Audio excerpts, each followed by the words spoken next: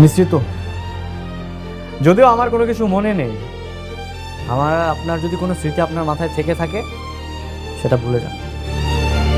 দুনিয়া টাকার গোলাম নাটকের 23তম পর্বটি কবে আসবে এবং দুনিয়া টাকার গোলাম নাটকের 23তম পর্বে কি ঘটতে চলেছে তার সবকিছু বিস্তারিত জানাবো আজকের এই ভিডিওতে। তো ভিউয়ার্স, ভিডিওটি দেখার আগে তোমরা যদি এই চ্যানেলে নতুন দর্শক হয়ে থাকো তাহলে চ্যানেলটি অবশ্যই সাবস্ক্রাইব করবে, তাহলে তোমরা সবার আগে দুনিয়া টাকার গোলাম নাটকের নতুন নতুন পর্বের আপডেটগুলো সবার আগে পেয়ে যাবে। তো ভিউয়ার্স, চলো আর দেরি না করে দেখে আসি দুনিয়া টাকার গোলাম নাটকের আজকের 23তম পর্বে কি ঘটতে চলেছে। গোলাম পাড়া প্রতিবেশীদের সব টাকা ফেরত দেওয়ার জন্য ছদ্মবেশে যায় মন্ত্রীর কাছে। গোলাম সবাইকে কথা দেয় পাড়া প্রতিবেশীদের টাকা তাদের ফেরত দেবে। শেহজাদ চৌধুরী যখন ছদ্মবেশে বাইরে যায় তখন শেহজাদের ব্যাগ একটা চোর নিয়ে পালিয়ে যায়, আর তখনই শেহজাদ গিয়ে চোরটাকে হাতে নাতে ধরে আর লোকটাকে অনেক মারধর করে। তখনই সেখানে আসে রিশাদ। রিশাদ এসে শেহজাদকে গোলাম বলে ডাকে। তখন শেহজাদ চৌধুরী বলে, আপনি কি আমাকে চিনেন?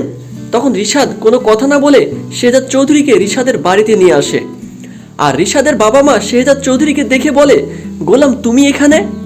তুমি তো শেহজাদ চৌধুরী, তাহলে তুমি আবার কেন এখানে এসেছো গোলাম?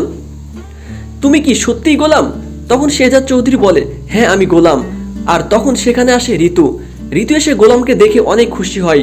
ঋতু গোলামকে সবকিছু মনে করিয়ে দেওয়ার জন্য গোলামকে ঋতুর রুমে নিয়ে যায়।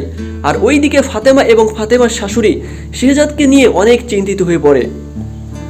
ফাতেমা তার শাশুড়িকে বলে, মা রিশাদ এখন আমাকে আর জ্বালাতন করবে না, কারণ রিশাদকে আমি 50 লক্ষ টাকা দিয়ে মুখ বন্ধ করে দিয়েছি। তখন শেহজাদের মা ফাতেমাকে বলে, ফাতেমা তুমি টাকা দিয়ে রিশাদের মুখ বন্ধ করতে পারবে না, তুমি দেখে নিও, একদিন সব সত্যটা শেহজাদ জানতে পারবে। আর অন্যদিকে ঋতু যখন গোলামকে তার রুমে নিয়ে যায় তখন ঋতু গোলামকে সব মনে করায়। আর তখন গোলাম ঋতুর ফোনটা চুরি করে সেখান থেকে পালিয়ে যায়। একদিকে গোলামকে নিয়ে আসে রিশাদ তাদের বাড়িতে, আর অন্যদিকে শেহজাদ চৌধুরী সাফিজকে বলে, সাফিজ আজ আমরা সবাই মিলে যাব ব্যাংক ডাকাতি করতে। শেহজাদের এই কথা শুনে সাফিজ অবাক হয়ে যায়। সাফিজ শেহজাদকে বলে, স্যার আপনি যাবেন ব্যাংক ডাকাতি করতে? তখন শেহজাদ চৌধুরী বলে, হ্যাঁ আমি যাব ব্যাংক ডাকাতি করতে, কিন্তু আমার জন্য না, গ্রামবাসীদের জন্য।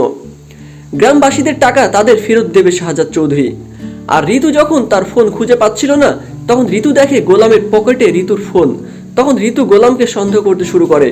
আর অন্যদিকে শেহজাদ চৌধুরী ব্যাংকের সব টাকা ডাকাতি করে নিয়ে আসে গ্রামবাসীদের জন্য। গ্রামবাসীদের টাকা ফেরত দেয় শেহজাদ চৌধুরী। গ্রামবাসীরা তাদের টাকা পেয়ে অনেক খুশি। তো বন্ধুরা, আজকের ভিডিওটি এই পর্যন্তই। পরবর্তী পর্ব দেখতে আমাদের সাথেই থাকো। আর তোমরা যদি আমাদের চ্যানেলটি এখনো সাবস্ক্রাইব করে না থাকো তাহলে চ্যানেলটি অবশ্যই সাবস্ক্রাইব করবে। ভালো থেকো, সুস্থ থেকো, ধন্যবাদ।